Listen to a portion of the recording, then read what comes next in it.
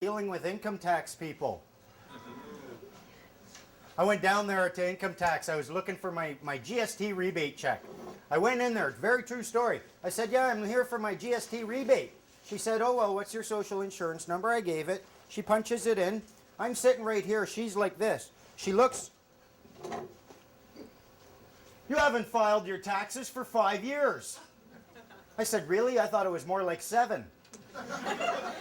She didn't like that. She went off. She said, what kind of person do you think you are? You want all the benefits. You want your road. You want your health care. You're the first to complain if you don't get your welfare. But when it comes time for you to file your taxes, you don't want to And I got to the point where I'm like... So she stopped. She said, okay, well, I'm going to put in the computer that you've been informed of your obligation to file. I said, nothing would make me happier. She went, huh? I said, yeah, you go ahead and you put that information in that computer. When you're done, I want you to put in that computer that I'm questioning the very validity of the Income Tax Act because I can't find the preamble anywhere. Put in that I'm directing you to read that preamble to me within 7 days, and that if you don't do that, that's gross negligence equaling fraud.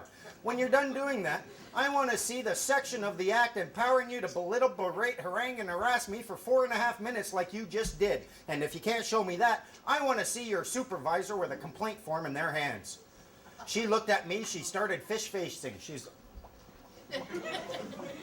I waved my hand. I said, go ahead, put it in there. She said, I'll go get my supervisor. She goes, gets her supervisor. I mean, no judgmental here, but I thought it was a Coke machine and a gray flannel dress. She comes out. She goes, is there a problem here? I looked at her empty hands. I said, actually, now there's 2.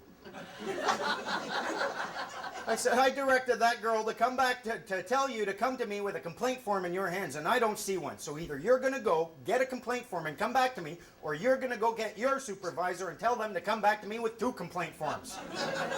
She turns as gray as her dress. She leaves, comes back. No complaint form, quality assurance feedback report or something like this. So I start filling it out. I'm like, oh, what's that girl's name? Oh, Mary Sinclair. Mary Sinclair, she's behind the divider like this. I said, what's the date today? Girl tells me, she goes, December 13th. I said, I know that. What year is it? 2003. Okie doke. Hey, maybe we can settle this without a complaint form. Mary over there, she told me that I had some sort of obligation to file or something like that. She said, you do. I said, says who? She said, it's the law. I said, what law? She said, the Income Tax Act. I had gone to their librarian, sweet-talked that librarian moments before, got a brand new 2004 copy of the Income Tax Act. Put that down, said, is that what you're talking about? She looked at it, looked at the date, went, where did you get that? I said, oh, I have my sources. Is that what you're talking about? And she went, what does that word right there mean? Pointing out the word act. She looks at it, she went, I don't have to answer any of your questions. I reached into my little briefcase. I grabbed one of their pamphlets. Right on page 6, it says, your right to clear, complete, and accurate information. I said, look at that. It tells me I have a right to clear, complete, and accurate information. Wow, that tells me I have a right to ask questions and you have a duty to answer them. There's 2,566 pages in this Income Tax Act. I'm pretty sure I can come up with 10 questions per page. When do we start? She looked at me like, why are you doing this? I'm like, because the government stole my baby. She said, well, that's not us. I said, it was people just like you. I mean, and where do you think they get their money from? So let's start. I got some questions. She's like, but.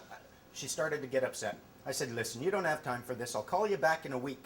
You read the preamble of that act to me, and I'll accept that I have an obligation.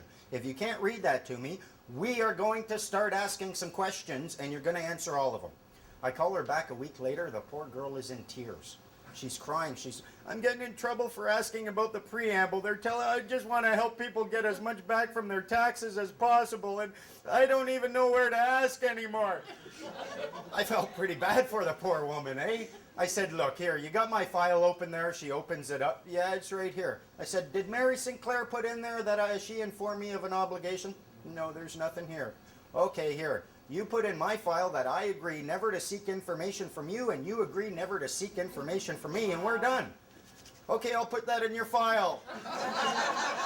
Haven't tried talking to me since. Did you get your job? No, I had to give up my 2,500 bucks, but I figure that's better. I'd rather have, let them keep their money. I don't want it, for the most part. And it's all about once you start thinking free in order to become free, you start not having the answers, but having the questions. It's all about having the proper question.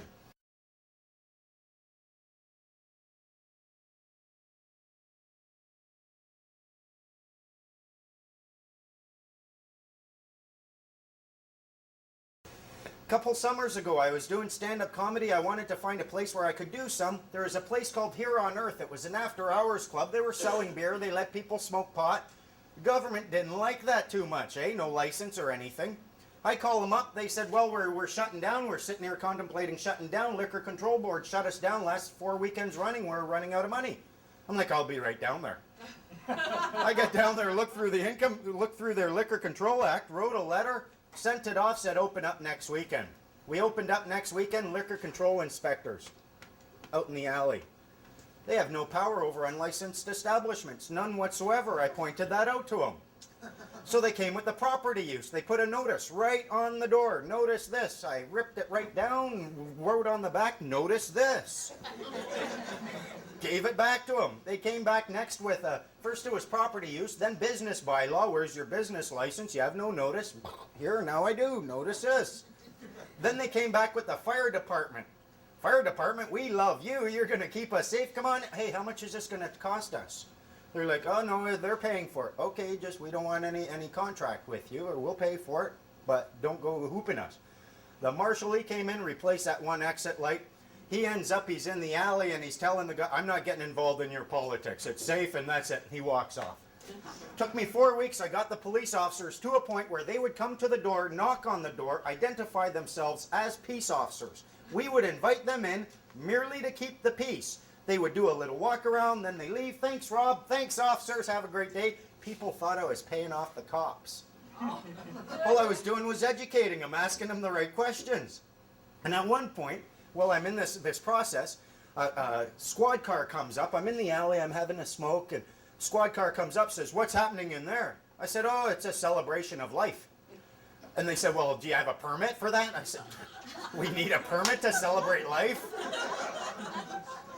The guy, it was a girl driving and then a guy in the other thing, and she says, well, people are breaking the law in there. I said, well, what do you mean? Well, they're smoking pot. We have reports that they're smoking pot in there. I said, so? I said, that's against the law. What law? The Controlled Drugs and Substance Act. I'm like, the Controlled Drugs and Substance Act is a statute. You're failing to distinguish between statute and law. That's gross negligence. It's equaling to fraud. When your actions interfere with my rights or my comfort, you're being a nuisance, and that's an offense under Section 1. Okay, see ya. Come back later. You start pointing out the things, as long as you're treating them with a certain amount of dignity because you are recognizing them as human beings, they don't care. They've got better things to do than to try to be your master and to get you into the position of slave. Do we have a little film? Ready? Okay, folks, what's your name there? Nicholas. Nicholas, you're a Canadian? Yes, I am. Okay, you've heard of the Income Tax Act? Yep. Okay, I'd like to show you a piece of paper, and on that paper is Section 238, subsection 1 of the Income Tax Act. Okay. It's one of your laws. This is what the government can use.